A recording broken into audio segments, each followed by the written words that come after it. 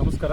ವಿಶ್ವ ನಾಯಕ, ಜಗತ್ಮೆಚ್ಚಿದ ನಾಯಕ, ಗೌರವಾನ್ವಿತ ನಾಯಕ, ದೇಶದ ಹೆಮ್ಮೆಯ ಪ್ರಧಾನಮಂತ್ರಿ, ಯಶಸ್ವಿ ನಾಯಕ ನರೇಂದ್ರ ಮೋದಿಜಿಯವರು 3ನೇ ಬಾರಿಗೆ ಪ್ರಧಾನಮಂತ್ರಿಗಳಾಗಬೇಕು ಮತ್ತು ಪ್ರಧಾನಮಂತ್ರಿಗಳಾಗಲಿ ಅಂತೇಳಿ ಮೊನ್ನೆ ಬಂದಾಗ ಬಬಲಾದಿಯ ಶ್ರೀಮಠದಲ್ಲಿ ಹರಿಕೆಯನ್ನು ಹೊತ್ತಿದ್ದೀವಿ. ಇವತ್ತು ಅದೇ ರೀತಿ ಹರಿಕೆಯನ್ನು 3ನೇ ಬಾರಿ ನರೇಂದ್ರ ಮೋದಿಜಿಯವರು ಪ್ರಧಾನಮಂತ್ರಿಗಳಾದ ಕಾರಣಕ್ಕಾಗಿ ಇವತ್ತು ಹರಿಕೆಯನ್ನು ಬಂದು ತೀರಿಸಿದ್ದೀವಿ.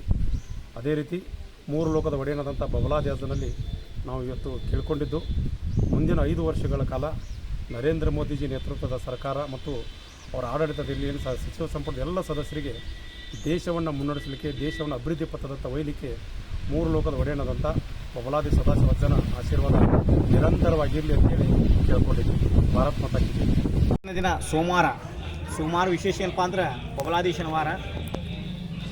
ಆ ವಾರದಂದು ನಮ್ಮ ಮಠದಲ್ಲಿ ಏನಾದರೂ ಬೇಡ್ಕೊಂಡ್ರೆ ಅದು ಹುಸಿ ಹೋಗುವುದಿಲ್ಲ ಅನ್ನೋಂಥ ಒಂದು ಮಾತು ನಮ್ಮ ಉತ್ತರ ಕರ್ನಾಟಕದ ಜನರಲ್ಲಿದೆ. ಅದರಂತೆ ಪ್ರಧಾನಿ ಮೋದಿಯವರು ಮತ್ತೊಮ್ಮೆ ಪ್ರಧಾನಮಂತ್ರಿ ಆಗಲಿ, ಸಚಿವ ಸಂಪುಟದ ಮುಂದುವರಲಿ ಅಂತ ಹೇಳಿ ನಮ್ಮ ಆತ್ಮೀಯರಾದ ನಂದು ಅಣ್ಣ ಅವರು ಬೇಡ್ಕೊಂಡಿದ್ದರು. ಅದಕ್ಕೆ ಜಯಕರ್ತ ಪ್ರಧಾನಮಂತ್ರಿ ಮೋದಿ ಅವರ ದೀನಮಸ್ಕಾರ ಹಾಕ್ತಂತ ಬೇಡ್ಕೊಂಡಿದ್ರು. ಅದೇ ಪ್ರಕಾರ ತಮ್ಮ ಹರಕೆಯನ್ನು ತೀರಿಸಲಿಕ್ಕೆ ಅವರು ಇವತ್ತು ಹೊಳೆಯಿಂದ 1 ಕಿಲೋಮೀಟರ್ ಹೊಳೆಯಿಂದ ಮಠದವರೆಗೆ ದೀನಮಸ್ಕಾರ ಹಾಕಿದ್ದಾರೆ. ಅವ್ರ ಇಚ್ಛೆಯಂತೆ ಮೋದಿಯವರು ಪ್ರಧಾನಿ ಆಗ್ಯಾರ. ಈ ನಂದವನ್ನ ಏನು ಬೇಡ್ಕೊಂಡಾರೋ ಅದು ಬಬಲಾದೀಶ ಕೊಟ್ಟಾದನ. ಯಾಕಂದ್ರೆ ಬಬಲಾದೆ ಬೇಡ್ಕೊಂಡು ಸುಳ್ಳು ಹೋಗೋದಕ್ಕೆ ಬದ್ಧ ಹೇಳಿದನಿ. ಅದಕ್ಕೆ ಮೋದಿಯವ್ರಿಗಾಗಲಿ ಮತ್ತು ನಂದವನಿಗಾಗಲಿ ಬಬಲಾದೀಶ ತಾಯಿ ಚಂದ್ರಗಿರಿ ಅವರ ಆಶೀರ್ವಾದ ಸದಾ ಅವ್ರ ತಲೆಮೇಗಿರಲಿ.